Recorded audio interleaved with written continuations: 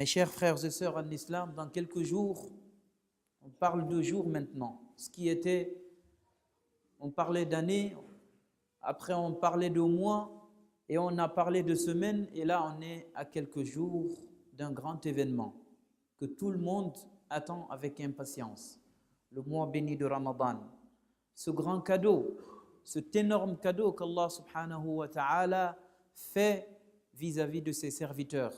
Ce cadeau pour que ses serviteurs tendent vers lui. Ce bienfait pour fixer un nouvel cap et un nouveau départ dans nos vies d'adorateurs, dans nos vies de serviteurs et dans nos relations humaines. Le mois béni de Ramadan. Le prophète sallallahu alayhi wa sallam, il avait pour habitude, quand le mois de Ramadan approche, de réunir ses compagnons et leur dire, tenir un discours aux gens. Il les appelait comme ça, aux gens. Vous viendra dans pas longtemps un mois, le mois béni de Ramadan, un mois pendant lequel les actes d'adoration sont multipliés en termes de récompense. Le meilleur mois de l'année. Le mois pendant lequel les adorations, en tout cas les récompenses des adorations, sont multipliées. C'est une occasion en or. Celui à qui Allah donne cette occasion et cette opportunité, c'est-à-dire de vivre le mois de Ramadan, et qu'il ne profite pas de cette occasion jusqu'à la fin du Ramadan et qu'il ne voit pas ses péchés effacés, qu'il ne se voit pas couvert par la miséricorde d'Allah subhanahu wa ta'ala, sera le pire des malheureux. Rappelons-nous, le prophète sallallahu alayhi wa sallam, un jour, il se tenait sur son mimbar, il faisait une khutbah, il donnait un discours, et à un moment donné, il a Amin, Amin, Amin, 3 fois. Les compagnons ne comprennent pas qu'est-ce qui se passe. Pourquoi il a rompu son discours pour dire Amin, Amin, Amin et Amin. Et après le discours, on lui pose la question, on t'a entendu dire Amin 3 fois, Ya Rasulallah, qu'est-ce que cela veut dire? Il répond en disant que Jibril est venu lui faire 3 invocations et lui a demandé de dire Amin à chaque fois. Parmi ces invocations, il lui disait quoi? Que soit éloigné de la miséricorde d'Allah celui qui a l'occasion de vivre le mois de Ramadan, et que jusqu'à la fin, il ne profite pas pour se rapprocher de son Seigneur, il ne profite pas pour que ses péchés soient totalement effacés, ses péchés vis-à-vis d'Allah et ses péchés vis-à-vis des créatures. Que celui qui ne profite pas, qui a cette occasion en or et qui ne profite pas, soit éloigné de la miséricorde d'Allah. Dis Amin et je dis Amin. Il y a quelques semaines, quelques mois, il y avait des gens qui vivaient avec nous, qui priaient ici avec nous, ils n'ont pas eu l'occasion, ils n'auront pas l'occasion. Nous sommes en train de parler de Ramadan, il reste encore quelques jours. Nous ne savons pas qui de nous aura cette opportunité, cette chance de vivre Ramadan. Que ceux qui le vivront, ou tout le monde, que ceux qui auront la chance de le vivre et ceux qui n'auront pas cette opportunité, maintenant, ils commencent à fixer un cap. Oui, car pour réussir ce mois béni de Ramadan, il faut une préparation. Il faut une préparation.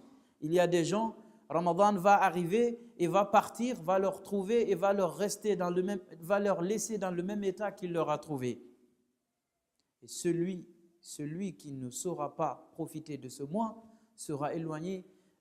Qu'est-ce qu'on pourra faire pour lui?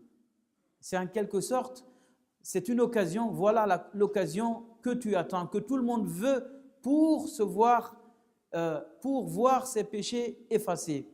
Et si avec ce mois, les péchés sont toujours là, c'est qu'on ne pourra plus rien faire pour cette personne. Donc, je disais, comment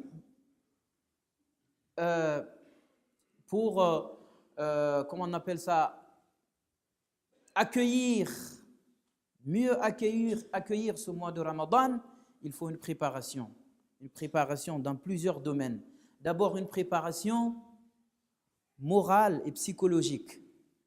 une préparation morale et psychologique, une préparation spirituelle. Il y a quelques semaines, nous avons évoqué l'importance du mois de Sha'ban dans le calendrier musulman. C'est une sorte d'introduction pour le mois de Ramadan. C'est en quelque sorte celui qui veut réussir son mois de Ramadan doit commencer à se préparer pendant ce mois de Sha'ban. Nous sommes encore à quelques jours. Il n'est pas trop tard. Celui qui ne se prépare pas maintenant, souvent les savants disent Rajab, c'est le mois de la semence.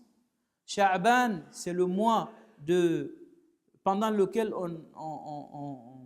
on fait l'irrigation et l'arrosage de ce qu'on a semé pendant le mois de Rajab.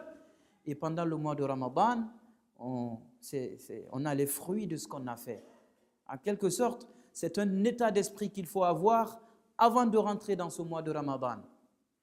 Donc cette préparation morale, psychologique et spirituelle, le fait de renouveler les intentions, le fait de renouveler les intentions de sorte à pouvoir mieux jeûner ce mois de Ramadan. Oui, car nous le savons, innamal a'malu binniyat wa innama likulli imri'in ma nawa. Les actions, les actes d'adoration ne valent que par les intentions qui les animent.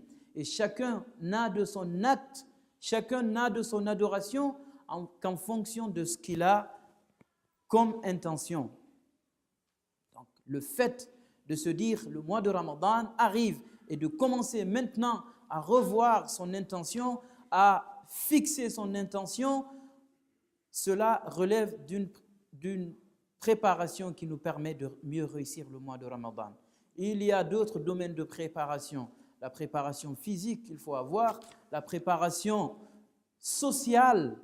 Cette préparation sociale, il est joli, il est très magnifique que quelqu'un avec qui tu as un conflit, tu as un différend, d'essayer de résoudre ce conflit, ce différend avant l'arrivée du mois de Ramadan. Puisqu'Allah Azza wa Jal, à travers le jeûne, si ton intention elle est bonne, tu observes bien comme il faut le jeûne comme il faut, il te pardonnera les péchés. Par contre, les péchés qui relèvent de lui.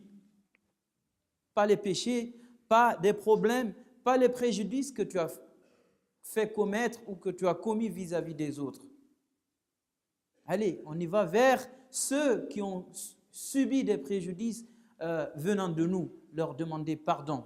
À ce moment-là, Allah Azza wa Jal, comme nous l'a dit le prophète sallallahu alayhi wa sallam, effacera nos péchés. À la fin du mois de Ramadan, nous serons comme des nouveaux-nés. Nous avons aussi la préparation par la connaissance de ce mois béni de Ramadan et des règles qui sont liées au jeûne. Nous savons que chaque adoration a ses règles. Le jeûne ne fait pas l'exception. Il y a des actes qui annulent le jeûne. Il y a des actes qui sont déconseillés, qui n'annulent pas le jeûne, mais qui diminuent la récompense de ton jeûne. Il y a des actes qui sont conseillés et d'autres qui sont fortement recommandés. Avant de commencer à observer ton jeûne, il faut absolument que tu te prépares par la connaissance de tous ces éléments qui te permettent d'observer le jeûne qui est voulu et qui est attendu par Allah Azza wa Jal, par nous. أقول قولي هذا وأستغفر الله لي ولكم من كل ذنب وخطيئة فاستغفروه إنه هو الغفور الرحيم.